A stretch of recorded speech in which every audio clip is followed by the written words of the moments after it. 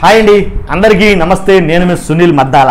వరదల్లో పవన్ కళ్యాణ్ గారు పర్యటించారండి. మొత్తానికి చాలామంది కుళ్ళుకున్నారు కదండి, పవన్ కళ్యాణ్ గారు రావట్లేదు, కనపట్లేదు ఏంటి, ఇంకా చాలా రకాలుగా కుళ్ళుకున్నారు చాలామంది. పవన్ కళ్యాణ్ గారు కూడా వరదల్లో ప్రయాణించారు.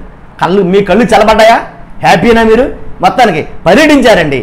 కాబట్టి వరదల్లో పవన్ కళ్యాణ్ గారు పర్యటించి ఈ వరదలకి కారణం డిసైడ్ చేశారు. ఎవరో ఏంటో తేల్చి చెప్పేశారు. ఈ వరదలు రావడానికి, ఈ వరదల ముంపుకి బరైనటువంటి ఈ బాధలు వీళ్ళు అనుభవించడానికి వీటన్నిటి మీద సమీక్ష చేసి డిసైడ్ చేసేసారు ఎవరు తప్పు అనేది. ఇక మీరే ఆలోచించుకోవాలి ఎవరు తప్పు ఏంటనేది. వీడియోలోకి వెళ్ళే ముందు నాకు రిక్వెస్ట్ ఉందండి, ఇలాంటి వీడియోని ఖచ్చితంగా మ్యాక్సిమం అందరికీ ఇన్ఫర్మేషన్ పాస్ అవ్వాలి. కాబట్టి మీ బాధ్యతగా లైక్ చేయండి, 100% మన ఛానల్ని సబ్స్క్రైబ్ చేయండి. ప్రజలకు ఉపయోగపడే వీడియోలు, పనికిరాని వీడియోలు చేయను, ప్రజలకు అవసరమయ్యే వీడియోలు మాత్రమే ముందుకు వస్తుంటాయి. పక్కాగా సబ్స్క్రైబ్ చేయండి. మీ అమూల్యమైన అభిప్రాయాన్ని ఈ వీడియో మీద కామెంట్ రూపంలో తెలియజేయండి. నాతో పాటు నలుగురు చదువుతారు. పవన్ కళ్యాణ్ గారు పర్యటించారు. పవన్ కళ్యాణ్ గారు వరదల మీద సమీక్ష చేశారు 2 రోజులు. అలాగే ఒకే రూమ్లో ఉండి మ్యాక్సిమం వరదల మీద సమీక్ష అయితే నిర్వహించారు. కాబట్టి మీరు రావట్లేదు, కనబట్టలేదు అని మీరు గగ్గోలు పెట్టారు నిజంగా. కాబట్టి ఆయన ఉండే పనులు ఆయన ఉన్నారు, ఆయన తప్పేం లేదు. ఉప ముఖ్యమంత్రిగా చేయాల్సిన పనులు అన్నీ చేస్తున్నారు ఆయన.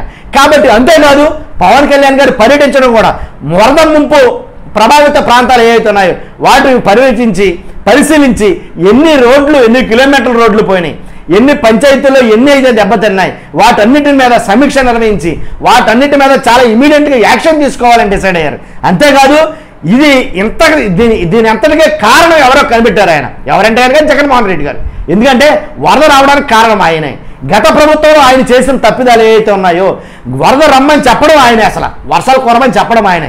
కాబట్టి ఆయన డిసైడ్ చేస్తారు పవన్ కళ్యాణ్ గారు ఏమనంటే కనుక గత ప్రభుత్వం తప్పిదాల తాలూకు ప్రభావమే ఈ వరదల ముంపు అని డిసైడ్ చేశారు. కాబట్టి మీరు ఎంతమంది అయితే అనుకున్నారో పవన్ కళ్యాణ్ గారు రాలేదని, చెప్పలేదని, మాట్లాడలేదని అనుకున్నారో, ఆయన రావడం జరిగింది, మాట్లాడడం జరిగింది, తిరగడం జరిగింది. కాబట్టి డిసైడ్ చేసిన ఏంటంటే తప్పు ఎవరిదో కూడా చెప్పడం జరిగింది. కాబట్టి ఆయన గురించి మీరు ఆలోచించకుండా మ్యాక్సిమం గతం తాలూకా ఇంకా తప్పులు ఇంకేమైనా ఉంటాయా, గత ప్రభుత్వం చేసిన తప్పులు, ఇక మీదట వరద అయితే అయిపోయింది, ఇంకా ఏముంటాయని కొంతమంది వైసీపీ నాయకులు మాట్లాడుకున్నారు.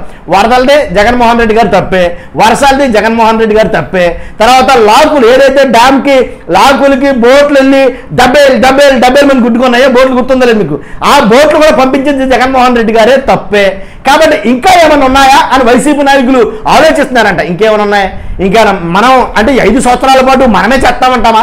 ఈ 5 సంవత్సరాల పాటు జగన్మోహన్ రెడ్డి గారు ఏదో ఒకటి పంపిస్తానే ఉంటాడా ఇలాగా? ఇంకా బ్యారేజీలు ఏమైనా ఉన్నాయా? బాగోలేని బ్యారేజీలు. 4వ సంవత్సరంలో కూడా ఒకవేళ బ్యారేజీ దేనికైనా గండి పడితే, లేదా బ్యారేజీ ఏదైనా డ్యామేజ్ అయితే ప్రభుత్వం వచ్చే 4 సంవత్సరాల తర్వాత కూడా జగన్మోహన్ రెడ్డి చేశాడని అంటారా అనేది కానీ వైసీపీ నాయకులు అంటారు. వాళ్ళకి తలకే ఉండదులేండి, అలా మాట్లాడతారు. వాళ్ళ మాటలు పట్టించుకోవచ్చు సార్ మీరు. కాబట్టి 100% మీరు చెప్పిందే కరెక్ట్, నేను అగ్రి మీకు. కాబట్టి పవన్ కళ్యాణ్ గారు మాట్లాడే ప్రతి మాటలో కూడా వాస్తవం ఉందనేది నా అభిప్రాయం. వాస్తవం కాదనుకుంటే కనుక మీ అభిప్రాయం తెలియజేయండి. చూస్తున్న మీరు అందరూ కూడా మర్చిపోవద్దు, ఆయన లేరని అనుకున్నారు, ఉన్నారు ఖచ్చితంగా. కాబట్టి ఆయన మాట్లాడలేదు అనుకున్నారు, మాట్లాడారు. కాబట్టి ఆయన తిరగలేదు అనుకున్నారు, తిరిగారు. చాలా మీకు కళ్ళు చల్లబడ్డాయా?